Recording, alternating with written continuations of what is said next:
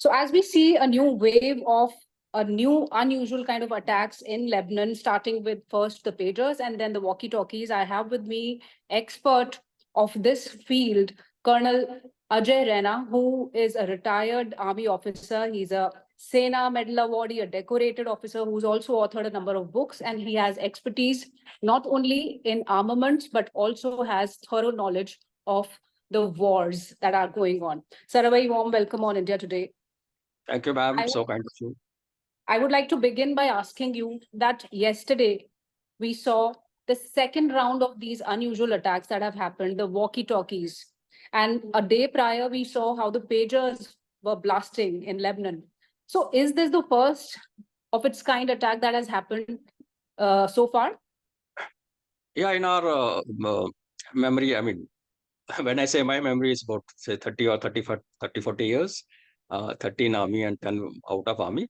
So, yeah, we not come across such a kind of attack with such a kind of coverage. You know, the thing happened in Lebanon. There were blasts which are happening in Damascus.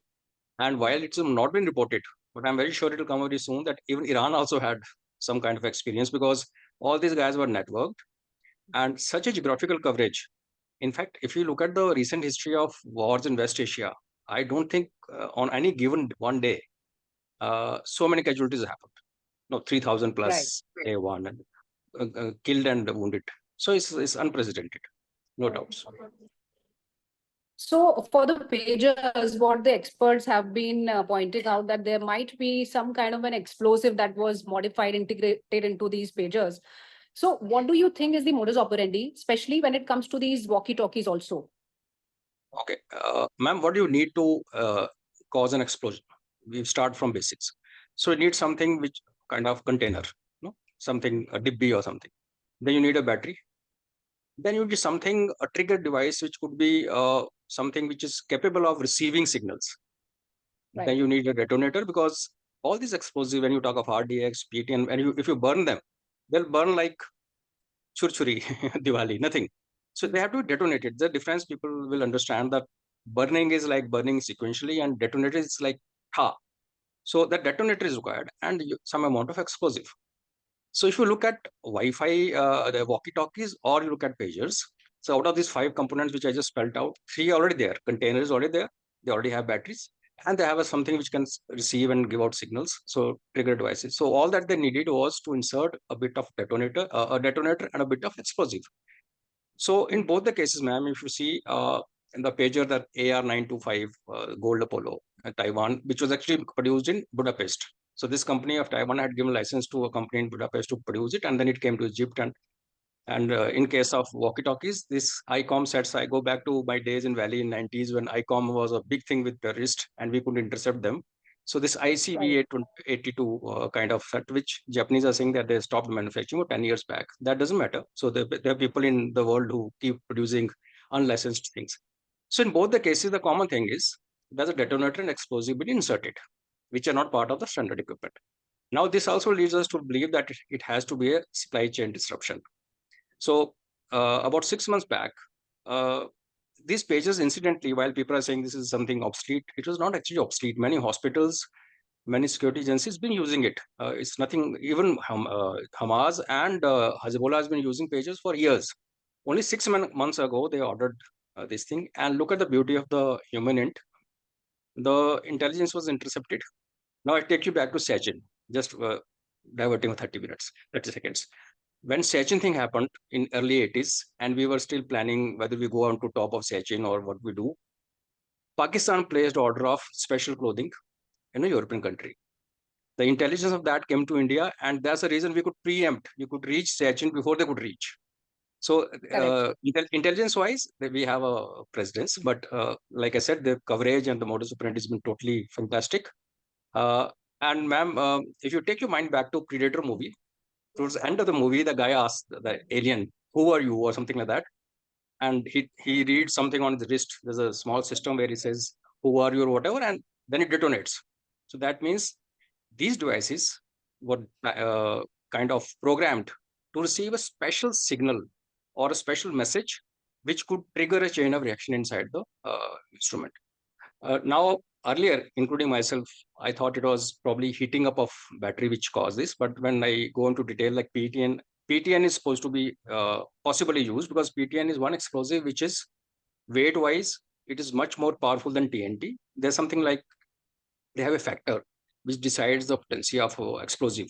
So it is 1.6 PTN. That if it's called a relative effective factor, whereas TNT is 1 and RDX is 1.6. So it's stronger, more powerful than RDX and TNT. Plus, it is very stable. The highest factor belongs to a group of explosives which are a factor 5, but they are very, very unstable, very, very expensive to produce. Like OAC and ONG, you can, I mean, people can search these explosives, but very difficult to kind of handle. P10, on the other hand, gives you flexibility. You can twist it, turn it. It's very malleable, foldable, Okay. moldable, and 3 to 5 grams of PTN is enough to kill a person. That what we've been seeing. So that means that instead of the battery thing, which we earlier thought that is a heating of battery which led to this, no, because lithium batteries these days, which are being used, they need about 500 degrees centigrade temperature to blast, to start burning, Correct. not really blast. So you see smoke coming out. And That the means, intensity also, I suppose, is not yeah, that it won't be lethal. that much. Yeah, it won't be that much. Whereas if you see this ambulance blast, which has happened because with the walkie-talkie, possibly the explosive being used in walkie-talkie, and few laptops have also gone gone to Correct. the outer space. So there, since bodies are bigger, so more explosive is there, and that's why the casualties more. The walkie-talkies claim 20 lives, as per the unconfirmed news. Yes. Yes. So this is supply chain interruption. But the thing to be appreciated here is look at the will of the nation. See, 6 months back the order is placed. 3 months back the consignment is packed and sent to Egypt, a company in Egypt. So the time they had was 3 months to innovate and produce something which could fit in such a consignment of pages, then intercept it somewhere, whether through bribing or whatever. I mean, Israelis are very competent, Right. and then do it at the right time. There's a news that possibly Hezbollah had got a wind of it. They Okay. possibly Israel wanted to do it around 7th October to tell them, okay, last time you had a score, you scored a point over us, but we are Oh. still around. Possibly there was a leak, and then they kind of rescheduled this detonation to day for yesterday. So Yeah. this is the operation where you say that there is immense planning which has gone into it. There is human inch, there is technological strategy that has been done. So what next? Last 2 days we've seen the pagers blasting, the walkie-talkies blasting. Do we expect something more that would have been done with some more devices there? And what impact it will have on Hezbollah? No, if they could do it with pagers, so there are so many options, the bigger options, from refrigerators to microwaves to helmets. I mean, it's endless. But the moot point is that they instilled a kind of fear in the minds of their enemy. So when you have unpredictability, uncertainty, even as a soldier, when we used to leave our post of Rashtriya Rifles and go out, the only thing concerning us was not fear, but the apprehension were unknown, who and where. Right. So this thing they put in the mind of, well, Hezbollah has 1 lakh plus cadre. But if they're taken out, say 3,000 injured them, that means they're top rank. The people who are involved in some kind of control. And we don't even know how many leaders, because that news will come out later. Because we saw people getting killed or getting injured on streets and malls, but who knows what happened inside headquarters of Hezbollah. True. So Yes. so if I were to summarize this, I was just thinking about it, that the Israelis forced these people who believe in a 1400 years old ideology to go back to that era to survive, if they want to survive. Like the memes saying that pigeons will be used and all. So this is the biggest impact, that fear of unknown, the fear of unpredictable attack, the factor of uncertainty. And beyond that, like you said, there's no limit, ma'am. I mean, they can go to any kind of gadget and do it. Pager was possibly the most difficult, which they. So every time this unusual sort of attack happens anywhere in the world, it also brings a lot of lessons for all the countries, including India. What lessons do we draw from these emerging future kind of warfare tricks? Writing is on the wall. Ukraine war made our tank forces or armor kind of redundant, and told us how powerful drones are and what damage they can do, a small drone killing a tank worth few crore rupees.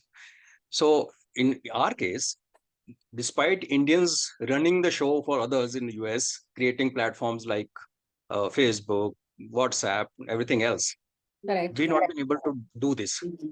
So now the option is very clear that either we produce our own operating systems, our own social media platforms, and as far as possible, I think to start with, we have to make sure that none of our government organizations has anything which is made in China.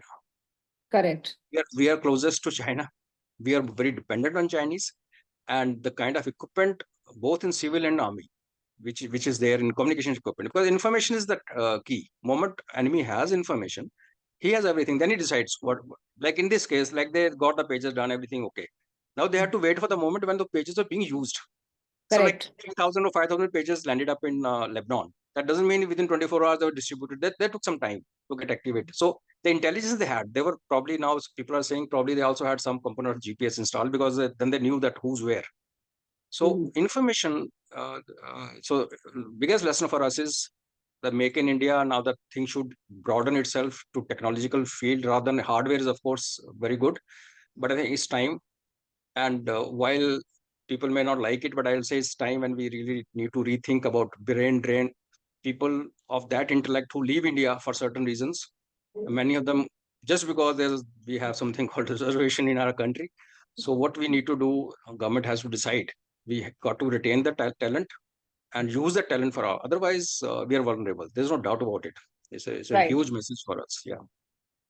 Thank you so much for talking to us. So you say that information is the new weapon, technology is the new weapon, and as Indians, we must value our own people and their talent. That's what you say. And indigenization is also the key.